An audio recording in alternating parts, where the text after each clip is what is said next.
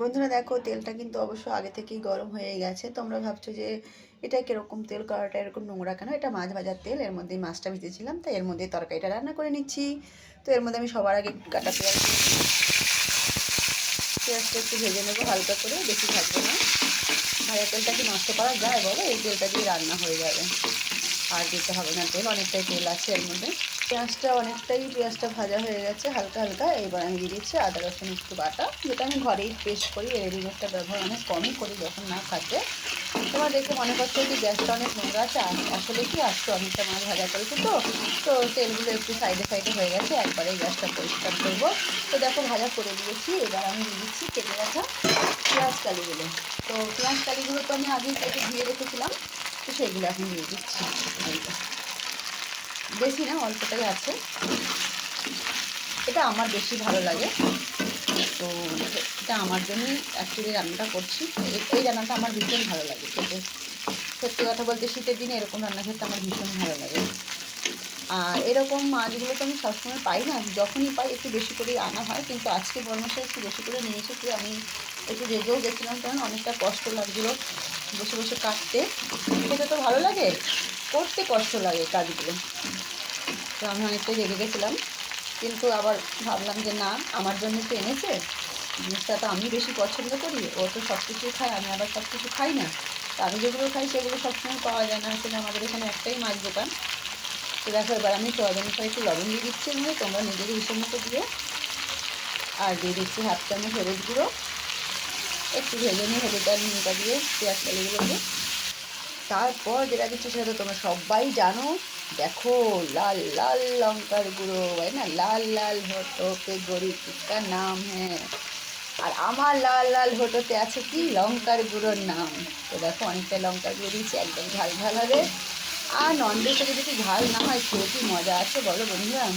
ননভেজটা যদি ঝাল ঝাল খেতেই হয়, তো আমরা আমাদের চ্যানেলটার মধ্যে এরকম একটু টক ঝাল মিষ্টি সব কিছু মিক্স করেই আমরা এক একটা ভিডিও রিলস আপলোড করতে চাই, তাই না? যেরকম রান্নাতে করি ঠিক সেরকমভাবে। তো অনেকটা ভাজা হয়ে গেল। এবার যেটা দেবো সেটাও কিন্তু লাল লাল। তোমরা গেস করো কী দিচ্ছি আমি? দেখো, না দিয়ে দিচ্ছি বেশ কিছুটা লাল লাল কাটা টমেটো। শীতের তরকারিতে টমেটো না দিলে কি চলে বলো? সবুজের সাথে লাল কতটা মিক্স হয়ে গেছে, তাই না? দারুণ লাগছে। তো বেশ, এটাকে একটু ভেজে নিই বেশি কিছুক্ষণ পরে। বেশ, এবার দেখো এইগুলো ভাজা হয়ে গেছে সমস্ত। টমেটোগুলো একটু আধা কাঁচা রেখে দেবো। এইবার আমি দিয়ে দিচ্ছি পরিমাণ মতো জল। তোমরা নিজেদের পরিমাণ মতন দেবে অবশ্যই, কেননা সবার আলাদা আলাদা পছন্দ। আমি বারবারই বলি, আমার যেটা পছন্দ সেটা জরুরি নয় তোমাদেরও পছন্দ হতে পারে। এইবার আমি দিয়ে দিচ্ছি ভেজে রাখা মাছগুলোকে। তো এখানে অনেকটা মাছ দিচ্ছি কিন্তু আমি, তোমাদের জন্য আছে, তোমরা অবশ্যই চলে এসো। হ্যাঁ, তো দেখো মাছগুলোকে এবার আমি একটু ভিজে দেবো, জলের মধ্যে ডুবিয়ে দেবো।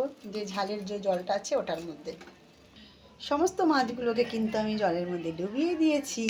ছল ছল ছল ছল জল, থাল থাল থাল থাল জল। দেখো, এবার দিয়ে দিচ্ছি এর মধ্যে সবুজ আর কি সুন্দর সুন্দর কাঁচা লঙ্কাগুলো। বলো, এই কাঁচা লঙ্কাগুলো দিয়ে দিচ্ছি তো দারুণ লাগবে না? উফ, আমার তো রান্না করতে করতেই জিভে জল চলে আসছে। তোমরা কিন্তু স্কিপ না করে দেখো ভিডিওগুলোকে অবশ্যই। আর যদি ভালো লেগে থাকে একটা লাইক একটা শেয়ার করে দিও, পাশে থেকো ভালোবাসা দিয়ে।